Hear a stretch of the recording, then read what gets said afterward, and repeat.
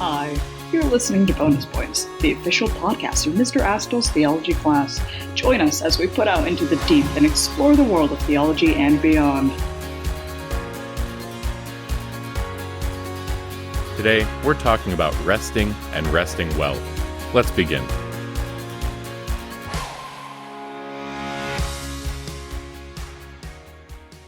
Welcome to episode 39 of Bonus Points. If you tuned in last week, you remember that we talked about the Christian approach to labor and how that's often not the approach taken by secular society. Today, we're going to do the same thing with rest. Like work, our world today often gets rest wrong. As you'd expect, this week's episode will have plenty of connections to last week's. Before we get into that, this is a friendly reminder to subscribe wherever you're listening to the show and to rate the show. Both of these make this podcast more visible in different podcast directories, which means more people can join us on our quest into the deep.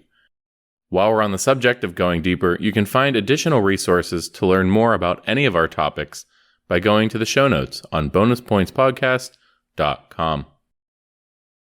In episode 38, last week, we talked about how the Christian worldview sees work as a good thing, a way of participating in God's action of creation, and as a way of sanctifying the day. We ended by briefly talking about rest and how it is one of Scripture's most straightforward commandments, but one that we struggle with in a culture of toxic productivity. It's an important subject, though, so we're returning to it today. All right, so let's go back to Genesis 2. In Genesis 1, we see God create the universe out of nothing and arrange the heavens and the earth piece by piece. At the start of chapter 2, we hear, "And on the seventh day God finished his work which he had done, and he rested on the seventh day from all his work which he had done. So God blessed the seventh day, and hallowed it, because on it God rested from all his work which he had done in creation." All right, there's a lot we could say here. In fact, if we know what to look for, Genesis 1 tells us why God created the universe. If we pay attention to the details, we see that Genesis 1 and 2 are filled with lots of temple imagery.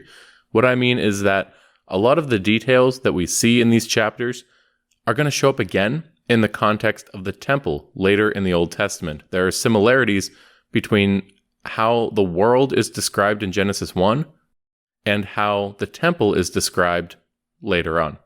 For example, when God places Adam in the garden in chapter 2, he tells him to till and keep, or literally to work and guard the garden. These two verbs in Hebrew are abad and shamar. Now, abad is often translated as work or till, but it is also sometimes translated as worship. After all, remember the word liturgy comes from the Greek liturgia for public work. And then shamar is translated as guard or keep, especially in the context of keeping the law. So right away we have to keep and to till, one of these words referring to worship, the other referring to keeping the law. Now these two verbs show up together, not just in Genesis, but in other places in the Old Testament as well, most often in the context of the Levitical priests. When the Old Testament describes the role of the priests, it's their service in the temple, it's going to use those two verbs together. So, if Genesis describes the universe as a temple, with Eden as the Holy of Holies and Adam as the priest, well, this tells us about the purpose of creation: worship. This is where rest comes in, because Genesis 2 isn't the only place where we see God resting. Another place? When the tabernacle was finished. The tabernacle, or the tent of meeting, was the portable precursor to the temple, and it accompanied the Israelites in the desert after the Exodus. In fact, Exodus 40 says that when the construction was complete, the Shekinah, the glory cloud, appeared and rested on the tabernacle. So this word rest should make us think of God's presence. What is the purpose of creation? It's the same as the purpose of the temple. It's God's dwelling. It's where he remains with us. It's where his presence rests with us. What's our role in that temple? to worship. Okay, back to Genesis 2. Let's revisit verses 2 and 3. And on the seventh day, God finished his work which he had done. And he rested on the seventh day from all his work which he had done. So God blessed the seventh day and hallowed it, because on it God rested from all his work which he had done in creation. Right from the start, the seventh day is set apart and made holy. Telling us God rested isn't just a statement of fact, but already we see the foundation of the Sabbath. God rested, and by doing that, he blessed the seventh day and hallowed it. By the way, the name Sabbath or Shabbat just comes from the Hebrew word for seven, as in the seventh day. When God gave Israel laws, his laws at Mount Sinai, he commands them to observe the seventh day as well, like him. In fact, the third of the 10 Commandments is to remember the Sabbath day and keep it holy. How do the Israelites do this? They rest from all of their work. So this commandment, unlike some other parts of the Mosaic Law, applied to everybody in the community, even if you had foreigners staying with you who were not part of the covenant. Heck, it even applied to your animals. Part of the reason for this is that the Sabbath was not just a way of imitating God's resting, but it was also a sign that accompanied the initial covenant with creation. When God first created the world, he entered into a covenant with it. That covenant. So covenant is that oath that forms a family bond. We call this primordial covenant the Adamic, or sometimes the Edenic covenant. It was sealed and remembered by the sign of the Sabbath day. So observing the Sabbath was not just a way of imitating God, although it is that, not just something we need as people, although that's also true, but more importantly, the Sabbath became the way of remembering the covenant that God made with creation. And in the biblical context, to remember a covenant is not just to call it to mind or to recall a past event, but literally to remember it, to reaffirm your membership in the covenant. And because this first covenant was made with all of creation, not just with Israel, it would follow that the Sabbath ought to be observed by everybody. So if you have somebody who's staying with you, even if they're not part of the covenant community of Israel, they're still part of the larger, older covenant community of creation. Now, as Christians, we're not bound to observe the Sabbath day on the seventh day of the week. Instead, the early church began to observe the Lord's Day on Sunday, the eighth day or the first day.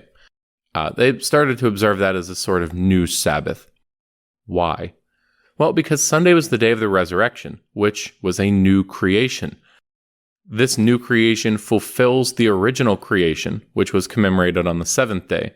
So now we commemorate not the initial creation on the seventh day, but that recreation that occurred on the first day of the week, or the eighth day, which is Sunday. Like the Israelites, the church asks us to observe the Lord's Day by worshiping and by resting. Okay, so that's sort of the biblical foundation for rest. Clearly, God thinks that it's pretty important for us. And if you ask most people, they'd agree. They think that taking time to rest is important. And yet, we often have difficulty resting. Last week, I mentioned people who feel guilty if they aren't being productive. Like, we all know those type A personalities who always have to be working on some project. They have trouble just slowing down and relaxing. And I know that I struggle with this sometimes. So a few years ago, I decided to be more intentional about observing Sunday as a day of rest. I resolved not to do schoolwork on Sundays, or at least from sunset on Saturday until sunset on Sunday. At first, this was surprisingly difficult. I found myself being tempted throughout the day to maybe just respond to one quick email or one quick lesson plan, just that one little thing I can get out of the way. Now, I know that this is not a universal experience. Some of you listeners can't relate to this struggle, and that's okay. But for many of us, it can be a challenge to allow ourselves to rest. Part of that, I think, is because we aren't very good at it. We may be good at not doing things, especially not doing things that we must do eventually. But when we really get down to it, a lot of us are bad at properly resting. If we're going to say that rest is a positive thing we do, not just an absence of things. If we're going to say that rest is more than just things you don't do, then yeah, I don't think that we're that great at it. What do I mean? I mean, we said last week, the purpose of rest isn't just to recharge our batteries. It's not just to wind us up again so that we can go and do more work next week. Instead, the purpose of rest is recreation. And if you look at that word, recreation, you'll see that it's meant to recreate us. It's supposed to restore us, build us up, and renew us. Now, when I think about the different ways that I have spent my leisure time, I notice that some activities do this really well. So I want to share with you 3 examples of leisure activities that I have found to have that effect on me, that they build me up, they restore me, they recreate me. The first one is a few years ago, I built my PC. It was fun. It created something. It was a nice hobby. Whenever I was working on it or spending time with this hobby, from picking the different parts to finding good deals to buy those parts to actually assembling the whole thing, it was fun, right? I felt restored. It wasn't just energized or a momentary enjoyment, but even after I was done, even after I did move on to the next task or go back to working on something I had to do, I felt creative. I felt fulfilled. Another example, if you are one of my students, you know that I love to join the PE class for a round of ultimate frisbee or dodgeball whenever I'm available. Now, even though I end up tired physically, that time for fellowship has the opposite effect spiritually and emotionally. Again, it's not only enjoyable in the midst of the game, but even afterwards, there's a sense of fulfillment, there's a sense of restoration there. One more example. I love to play Minecraft. And before you make fun of me, remember that it's literally the most popular video game in the world. So I'm not weird for liking Minecraft. Just because some people make it weird doesn't mean I make it weird. Anyway, I find that this particular game can be more fulfilling even than other video games. You know, I love video games. I play a wide variety, a wide range. But I do notice different effects from different games. And Minecraft is one that I would say does properly fit into the category of recreation. I think part of it's the creativity. I don't know if that's the whole thing or what it is, but there is this sense of fulfillment that's there. And I know people who play games like Stardew Valley or Animal Crossing, like they have that same experience where, you know, other video games are fun, but there's a sense of accomplishment and restoration that you experience that maybe you don't get in other games. Anyway, sometimes we experience leisure, like this, what I've just described, as something that builds us up, something that renews us. We can truly call it recreation because it recreates us. But I think we've all also had an experience of leisure that makes us just feel like we wasted our time. I mean, we sometimes literally talk about just killing time, right? For me, I experience this after I binge watch an entire season of a show, or when I end up scrolling on TikTok for way longer than I should have. Both of these, they're enjoyable in the moment, but then afterwards, I find myself with this sense of emptiness. There's this unfulfillment, right? Not once have I sat there and, I was going to scroll on TikTok for 5 minutes and it became an hour and a half. Not once do I close the app and think, yep, that was a good use of my time. I'm done now. I'm satisfied. I can go back to work. There's always this sense I almost have to pull myself away from it. Like when somebody is being shocked by something and you have to take a stick and like whack their arms away from the wires. I never stop. I never sit back and think, yeah, that was a good use of time. And it's all about the difference in those effects, because both something like TikTok and something like reading a good book, both of those are enjoyable in the moment. The difference is one of them has a more lasting effect that even carries over once I do go back to work. I still have that sense of fulfillment, that sense of energy. The other one, not so much. It was kind of insubstantial and it was passing. Now, maybe you're listening to all of this and you've had a totally different experience. Maybe the examples that I used for myself do not apply to you. That's okay. This is just, at least from my experience, I can recognize what types of leisure are going to be fulfilling and what types aren't. And from talking to other people, I think that having that distinction is a common experience, even if what you put in column A versus column B might not be the same as me. I think we can all perhaps recognize that not all leisure activities, not all the ways we spend our free time are going to be recreation in the same sense.